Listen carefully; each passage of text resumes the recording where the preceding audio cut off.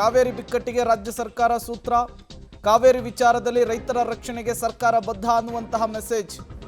ಸರ್ವಪಕ್ಷಗಳ ಸಭೆಯ ಬಳಿಕ ಸಿಎಂ ಡಿಕೆ ಶಿವಕುಮಾರ್ ಅವರು ಹೇಳಿಕೆಯನ್ನು ಕೊಟ್ಟಿದ್ದಾರೆ, ಮಾತನಾಡಿದ್ದಾರೆ. ಕೆಆರ್ಎಸ್ ಜಲಾಶಯಕ್ಕೆ ಒಳಹರಿವು ಹೆಚ್ಚಾಗ್ತಾ ಇದೆ. ವರುಣನ ಕೃಪೆಯಿಂದ ಎಲ್ಲವೂ ಕೂಡ ಸರಿಯಾಗ್ತಾ ಇದೆ. ನಿನ್ನೆ ಮಧ್ಯಾಹ್ನದವರೆಗೂ ಕೂಡ ನಾವು ನೀರನ್ನು ಬಿಟ್ಟಿರಲಿಲ್ಲ. ಕಬಿನಿ ಜಲಾಶಯ ತುಂಬಿದ ಹಿನ್ನೆಲೆಯಲ್ಲಿ ನಾವು ನೀರನ್ನು ರಿಲೀಸ್ ಮಾಡಿದ್ದೇವೆ ಅಂತ ತಿಳಿಸಿದ್ದಾರೆ. ಮಳೆ ಬಂದ ಪರಿಣಾಮ ಜಲಾಶಯಗಳಲ್ಲಿ ಹರಿವು ಹೆಚ್ಚಳವಾಗಿದೆ.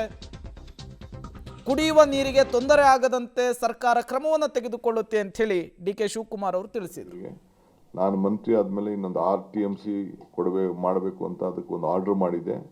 ಅಲ್ಲಿ ಏನಾಗಿದೆ ಅಂತಂದರೆ ಈಗಿನ ಏನಾದ್ರು ಬಿಟ್ಟರೆ ಇನ್ನು 2 TMC ಇಟ್ಟರೆ ತುಮಕೂರವ್ರು ಬಂದು ಕೇಳೋದು, ಇನ್ನೊಂದು ಬೇರೆ ಜಿಲ್ಲೆಯವ್ರು ಬಂದು ಕೇಳೋದು, ರಾಮನಗರದವ್ರು ಬಂದು ಕೇಳೋದು, ಸೌತ್ ಅವ್ರು ಬಂದು ಕೇಳೋದು, ನಾರ್ತ್ ಅವ್ರು ಬಂದು ಕೇಳೋದು ನೀರಿಗೆ.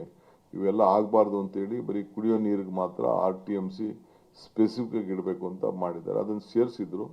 ನಾವು ಅದನ್ನು ಏನು ಅವ್ರು ಕ್ಲಾರಿಫಿಕೇಶನ್ ಕೇಳಿದ್ದಾರೆ ಅದಕ್ಕೆಲ್ಲ ನಾವು ರೆಕ್ಟಿಫೈ ಮಾಡ್ತೇವೆ, ಮಾಡಿ ಸಲ್ಲಿಸ್ತೀನಿ. ನಾನು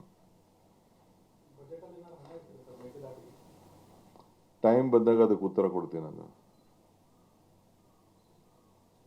okay, shall I go on in English? ಅಲ್ಲಿಗೆ ಒಂದಂತೂ ಸ್ಪಷ್ಟವಾಗ್ತಾ ಇದೆ. ಸದ್ಯದ ಪರಿಸ್ಥಿತಿಯಿಂದ ರಾಜ್ಯ ಸರ್ಕಾರ ಒಂದು ವರುಣನ ಕೃಪೆಯಿಂದ ಎಲ್ಲವೂ ಕೂಡ ಸರಿಯಾದಂತೆ ಕಾಣಿಸ್ತಾ ಇದೆ. ಬಟ್ ಮುಂದಿನ ದಿನಗಳಲ್ಲಿ ಕಾವೇರಿ ನೀರಿಗಾಗಿ ಹೋರಾಟ ಹೇಗಿರಬೇಕು ಅನ್ನೋದ್ರ ಬಗ್ಗೆ ಕಾನೂನು ತಜ್ಞರ ಜೊತೆಗೂ ಕೂಡ ಚರ್ಚೆಯನ್ನು ನಡೆಸೋದಕ್ಕೆ ಡಿಕೆ ಶಿವಕುಮಾರ್ ಅವರು ನಿರ್ಧರಿಸಿದ್ದಾರೆ. ಅನ್ನೋದು ನನ್ನ ರಿಕ್ವೆಸ್ಟ್ ಇದೆ. ಖಂಡಿತ ರೈತರಿಗೆ ನಾವು ಗೈಡ್ ಮಾಡಬೇಕು ನಾವು, ಯಾಕೆಂದರೆ ಅವ್ರಿಗೆ ಈಗ ಮುಂದಕ್ಕೆ ಮೊನ್ನೆ ತಾನೇ ನಾವು ಕ್ಯಾಬಿನೆಟ್ನಲ್ಲಿ ಸುಮಾರು 30 ಕೋಟಿಗೂ ಹೆಚ್ಚು ಹಣ ನಮ್ಮ ಆರ್ಟಿಫಿಷಿಯಲ್ ಇಂಟೆಲಿಜೆನ್ಸು ಮತ್ತು ಬೇರೆ ಬೇರೆ ಏನೇನು ವ್ಯವಸ್ಥೆ ಇದೆ ಅದರಲ್ಲೆಲ್ಲ ನಾವು ನೋಡಿ ಮಾರ್ಗದರ್ಶನ ಕೊಡಬೇಕು ಅಂತೇಳಿ ಒಂದು ಮೇಜರ್ ಡಿಸಿಷನ್, ಹಿಸ್ಟಾರಿಕ್ ಡಿಸಿಷನ್ ನಾವು ಲಾಸ್ಟ್ ಕ್ಯಾಬಿನೆಟಲ್ಲಿ ತೆಗೆದುಕೊಂಡಿದ್ದೇವೆ.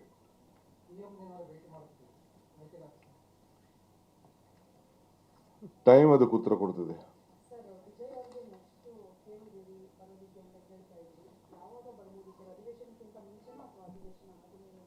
ಟೈಮ್ ಬರ್ರಿ, ಅದಕ್ಕೆ ಸ್ವಲ್ಪ ಸೆಟ್ಲ್ ಆಗಲಿ. ನಿಮ್ದೆಲ್ಲ ಪ್ರಾರ್ಥನೆ ಫಲ ಸಿಗ್ತಾ ಇದೆ. ಇಲ್ಲ, ನಾನು ರಿಕ್ವೆಸ್ಟ್ ಮಾಡ್ತೀನಿ, ಎಲ್ಲರಿಗೂ ರಿಕ್ವೆಸ್ಟ್ ಮಾಡ್ತೀನಿ. ನೋಡ್ತೀನಿ, ಕರೆಯೋದಾದ್ರೆ ಖಂಡಿತ ಯಾರು ಕರಿಬೇಕು ಎಲ್ಲ ಕರೆಯೋಣ, ನೋ ಪ್ರಾಬ್ಲಮ್. ಖಂಡಿತ ಈ ಬರ ಇನ್ನೂ ಇದೆಯಲ್ಲ, ಬರೀ ನಾವು ವಯನಾಡು, ಕೂರ್ಗು, ಒಳಹರು ಮಾತಾಡ್ತಾ ಇದ್ವಿ. ಮಂಡ್ಯದಲ್ಲೂ ನೀರಿಲ್ಲ, ಮೈಸೂರಲ್ಲೂ ಮಳೆ ಇಲ್ಲ, ಬೆಂಗಳೂರಲ್ಲಿ ಇಲ್ಲವೇ ಇಲ್ಲ. ಬೆಂಗಳೂರಲ್ಲಿ ಹೋದ್ರೂ ಅಲ್ಲಿಗೆ ಹೋಗ್ತದೆ, ಅರ್ಕಾವತಿ ಮುಖಾಂತರ ಹೋಗ್ತದೆ.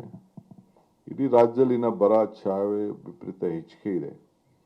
ಬರೀ 37% ಮಾತ್ರ ಇಲ್ಲಿವರೆಗೂ ಮಳೆ ಬಿದ್ದಿರೋದು. ಇನ್ನು ಟೈಮ್ ಇದೆ, ವೆಯ್ಟ್ ಮಾಡೋಣ.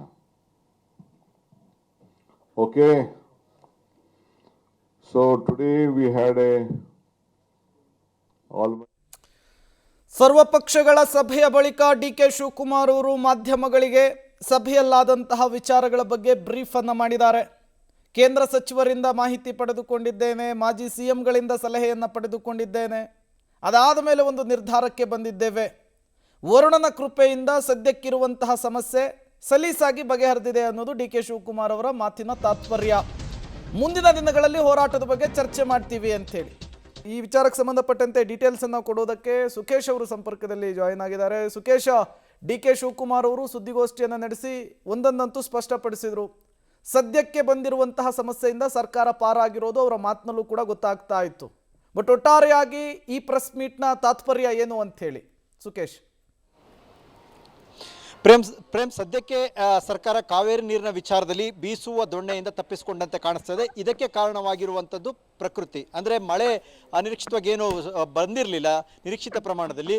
ಕಳೆದ 4-5 ದಿನಗಳಲ್ಲಿ ಬಂದಂಥ ಅನಿರೀಕ್ಷಿತ ಮಳೆಯಿಂದಾಗಿ, ಏಕಾಏಕಿ ಸುರಿದಂಥ ಮಳೆಯಿಂದಾಗಿ ಸಹಜವಾಗಿ ಡ್ಯಾಮ್ ತುಂಬಿಕೊಳ್ತು. ಹೆಚ್ಚುವರಿ ನೀರನ್ನು ಕೂಡ ಬಿಡಬೇಕಂತ ಅನಿವಾರ್ಯತೆಯೂ ಕೂಡ ಇತ್ತು. ಕಾರಣ ಅಂದರೆ ಒಂದು ತಮಿಳುನಾಡಿನ ತಗಾದೆಯ ಜೊತೆಗೆ ನಮ್ಮ ಡ್ಯಾಮ್ನ ಸುರಕ್ಷತೆಯನ್ನು ಕೂಡ ಕಾಪಾಡಿಕೊಳ್ಳಬೇಕಾದಂಥ ನಿಟ್ಟಿನಲ್ಲಿ ಮಾಡಿಕೊಂಡ ತೀರ್ಮಾನ. ಆದರೆ ಇದು ತಾತ್ಕಾಲಿಕ ಪರಿಹಾರ. ಯಾಕಂದರೆ ರಾಜ್ಯದಲ್ಲಿ ಈ ಬಾರಿ ಮಳೆಯ ಕೊರತೆ ಇದೆ, ಅಂದರೆ ಬರದ ತೀವ್ರ ಛಾಯೆಗಳು ಕಾಣಿಸ್ತಾ ಇದೆ. ಹಾಗಾಗಿ ಮಳೆ ಮುಂದೆ ಹಿಂಗಾರಲ್ಲೂ ಕೂಡ ಕೈ ಕೊಟ್ಟರೂ ಕೂಡ ಮತ್ತೊಂದು ಮತ್ತಷ್ಟು ಸಮಸ್ಯೆಗಳನ್ನ ಎದುರಿಸಬೇಕಾಗುತ್ತೆ. ಇದ್ರ ಮಧ್ಯೆ ಇರುವಂಥ ಸವಾಲು ಅಂದರೆ ಕಾವೇರಿ ಕೊಳ್ಳದ ಜಲಾಶಯಗಳಲ್ಲಿ ನಮ್ಮ ಕುಡಿಯುವ ನೀರಿನ ಪಾಲನ್ನು ಉಳಿಸ್ಕೊಳ್ಬೇಕಾದಂಥ ಸವಾಲು. ಸುಮಾರು 40 TMC ಅಷ್ಟು ಕುಡಿಯುವ ನೀರಿಗಾಗಿ ಕಾಯ್ದಿರಿಸಿಕೊಳ್ಳಿ ರಿಸರ್ವ್ ಮಾಡ್ಕೊಳ್ಬೇಕಾದ ಸವಾಲೇನಿದೆ ಅದನ್ನು ಉಳಿಸ್ಕೊಂಡು ರಾಜ್ಯದ ರೈತರ ಹಿತವನ್ನು ಕಾಪಾಡಿಕೊಂಡು ತಮಿಳುನಾಡಿಗೆ ನೀರು ಬಿಡಬೇಕಾದಂಥ ವಿಚಾರ.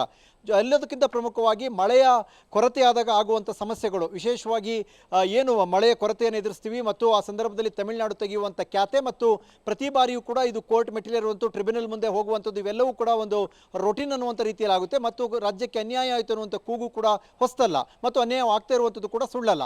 ಈ ನಿಟ್ಟಿನಲ್ಲಿ ಶಾಶ್ವತ ಪರಿಹಾರ ಏನು ಅಂತ ನಿಟ್ಟಿನಲ್ಲಿ ಚರ್ಚೆ ಮಾಡಬೇಕು ಅನ್ನುವಂಥದ್ದು. ಯಾಕಂದರೆ 1924ರಲ್ಲಿ ಆದಂಥ ಒಪ್ಪಂದ ಮತ್ತು ಅದು 50 ವರ್ಷಕ್ಕೆ ಮುಗಿದು ಹೋಗಬೇಕಾಗಿದ್ದಂಥ ಒಪ್ಪಂದ ಮತ್ತು ಆ ಅವಧಿ ಮುಗಿದು 50 ವರ್ಷ ಆದರೂ ಕೂಡ ಅದೇ ಒಪ್ಪಂದಂತೆ ನೀರು ಬಿಡೋದ್ರಲ್ಲಿ ಏನು ಅರ್ಥ ಇದೆ ಅನ್ನುವಂಥ ಪ್ರಶ್ನೆ ಕೂಡ ಇರೋದ್ರಿಂದ ಸಹಜವಾಗಿ ತಮ್ಮ ಲೀಗಲ್ ಟೀಮ್, ವಿಶೇಷವಾಗಿ ರಾಜ್ಯದ ಲೀಗಲ್ ಟೀಮ್ ಕೈಗೊಳ್ಳಬಹುದಾದಂಥ ಮುಂದಿನ ಕಾನೂನಾತ್ಮಕ ಹೋರಾಟ ಮತ್ತು ಒಪ್ಪಂದದಲ್ಲಿ ಆಗಬೇಕಂತ ಬದಲಾವಣೆ.